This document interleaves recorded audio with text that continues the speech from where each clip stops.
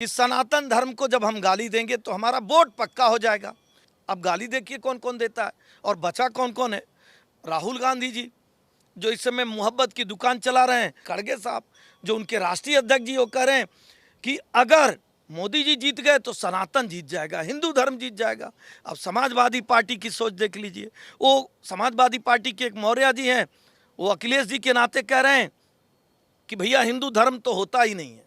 मतलब उनकी सरकार अगर कभी आ गई तो वो प्रस्ताव पारित करके हिंदू धर्म को समाप्त कर देंगे। अब स्टालिन का बयान सुन लीजिए। भाई बेशक उनकी माता जी हिंदू धर्म के मान्यताओं के अनुसार पूजा पद्धति को अपनाते हैं, लेकिन वोट की तुष्टिकरण के नाते वो सनातन धर्म को, हिंदू धर्म को गाली देने का कार्य कर। तो मुझे लगता है कि इन लोगों को भी ये समझना चाहिए कि जो कुछ भी शास्त्रों में विदित है, जो संसार की अच्छी कहावत है, उसको स्वीकारें और ऐसे गलत कार्य न करें। नहीं तो आने वाले समय में जो थोड़ा बहुत ऐसी पार्टियों का अस्तित्व बचा है वो भी समाप्त हो जाएगा। नमस्कार, मैं अंजलि मिश्रा। स्वागत है आप सभी का प्यारा हिंदुस्तान पर। आपको बता दें कि सनातन धर्म के खिलाफ कौन कितना ज्यादा बोलेगा, इसे लेकर विपक्षी नेताओं में होड़ मची है। हर दिन एक वीडियो सामने आ रहा है जहां पर सनातन धर्म को बड़ी से बड़ी बीमारियों से आप कह सकते हैं तुलना की जा रही है। कोई डेंगू मलेरिया से तुलना कर रहा है। अब तो इतनी नीच और ओछी सोच हो चुकी है कि HIV से भी तुलना करने से पीछे विपक्षी दल नहीं हट रहे हैं और एक ऐसे धर्म के बारे में बयानबाजी की जा रही है जिस धर्म का पालन भारत की 80% आबादी करती है। अब इसे मामले को लेकर कांग्रेस के अध्यक्ष के बेटे प्रियंक खड़गे हो या फिर लगातार MK स्टालिन के राज्य में तमिलनाडु के मंत्रियों का बोलबाला है, जहां पर वो नेता जो है लगातार सनातन धर्म के खिलाफ बयानबाजियां कर रहे हैं और सनातन धर्म के खिलाफ बोल रहे हैं, लेकिन उनके खिलाफ कोई एक्शन नहीं लिया जा रहा है। ऐसे में इस पूरे मामले पर चर्चा करने के लिए हमारे साथ मौजूद है बीजेपी प्रवक्ता SN सिंह जी। तो सिंह जी से हम जानेंगे कि जिस तरीके से सनातन धर्म के खिलाफ ये बोल रहे हैं, एक आप कह सकते हैं सिस्टमैटिक ढंग से बोला जा रहा है, लगातार हर दिन नए वीडियो आ रहे हैं और सनातन धर्म की तुलना बीमारियों से की जा रही है और इसे खत्म करने की बात कही जा रही है। क्या कहेंगे आप इस तरीके की बयानबाजी सुनने के बाद? कैसा आपको जो है फील होता है? देखिए, हम शुरुआत अच्छाई से करते हैं। दुनिया में चाहे जितने भी धर्म हैं उसके दो मार्ग बताए गए हैं। एक तो धर्म का शाश्वत मार्ग और एक धर्म का लौकिक मार्ग। शाश्वत मार्ग सभी धर्मों का, केवल सनातन नहीं, सभी धर्मों का ये बताता है एक ईश्वर है, एक शक्ति का केंद्र है, एक अल्लाह है, एक परमेश्वर है, एक यीशु है। उसको अलग अलग नामों से लोग जानते हैं। जिसने इस सृष्टि की रचना की है, जो हमारे जीवन का आधार केंद्र है, उस पे हमें आस्था रखनी चाहिए, उसकी पूजा करनी चाहिए। दूसरा एक लौकिक धर्म होता है जिसमें आपकी दैनिक क्रिया, आपके रीति रिवाज, बहुत सारे ऐसे चीज़ों को, चाहे इस लौकिक धर्म में आप देखेंगे तो भारत का संविधान है, हर देश का अपना अपना संविधान है। संविधान भी एक धर्म बताता है, एक मर्यादा बताता है, एक आदर्श बताता है कि कैसे आपको रखना है, कैसे आपको रहना है, किन प्रतिमानों के साथ आपको देश में चलना है और कार्य करना है। भारत का संविधान भी कहता है आप स्वतंत्र हैं, आप चाहे ईश को मानिए, जगदीश को मानिए, अल्लाह को मानिए, यीशु को मानिए, किसी को भी मानिए, आप धर्म भी परिवर्तन कर सकते हैं। लेकिन संविधान भी कहता है कि आप किसी भी धर्म को गाली नहीं दे सकते हैं। लेकिन अब आ जाइए, कुछ लोगों को लगता है कि सनातन धर्म को जब हम गाली देंगे तो हमारा वोट पक्का हो जाएगा, हम चुनाव जरूर जीत जाएंगे, और नहीं तो कम से कम हमारे लोग जो ऐसे गाली देने वाले संप्रदाय हैं, गाली देने वाले लोगों की जो संख्या है वो अपने आप हमारे साथ आ जाएगी। इस नाते समय समय पर वो लोग जो गाली दे रहे हैं वो भी समय समय पर आप देखे होंगे ऊपर से जनेऊ पहनेंगे, टीका लगाएंगे, मंदिर भी जाएंगे, लेकिन गाली जरूर देंगे। अब गाली देखिए कौन कौन देता है और बचा कौन कौन है।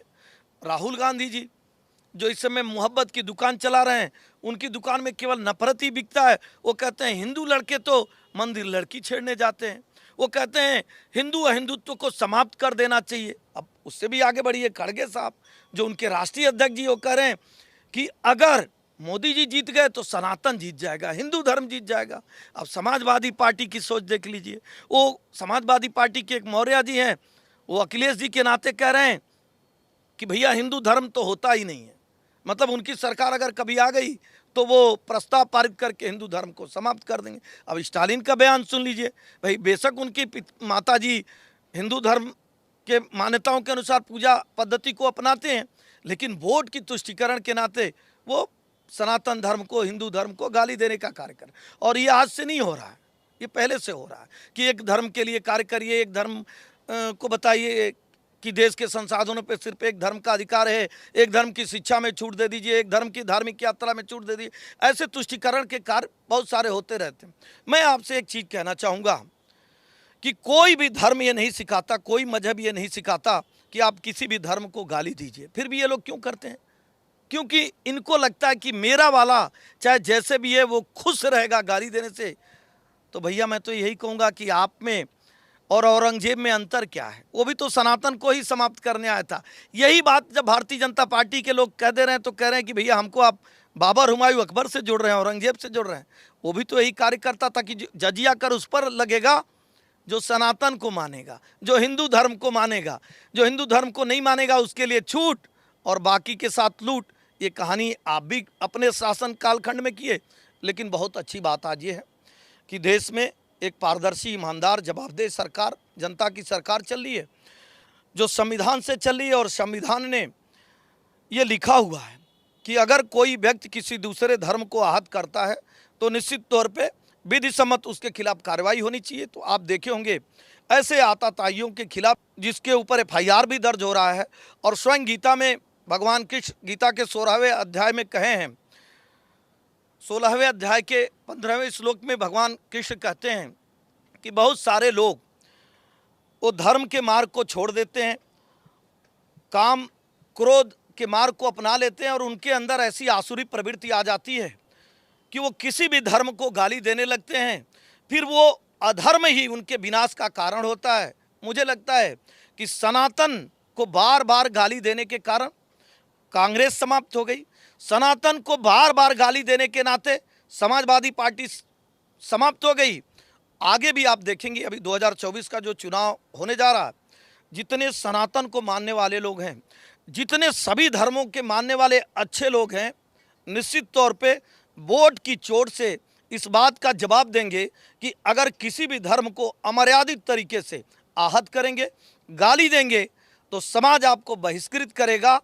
चुनाव में वोट की चोट से जनता भारतीय जनता पार्टी के पक्ष में वोट करेगी और ऐसे आताताइयों को, ऐसे विरोधियों को जो सनातन परंपरा को गाली देते हैं, उनको हमेशा के लिए नेस्तनाबूद करने का कार्य करेगी। तो जैसा कि आपने खुद ही कहा सर कि कई सारे लोग हैं जो अपने आप को ब्राह्मण भी बताते हैं, जैसे राहुल गांधी ब्राह्मण बताते हैं और सावन में जो है मटन खाकर आते हैं।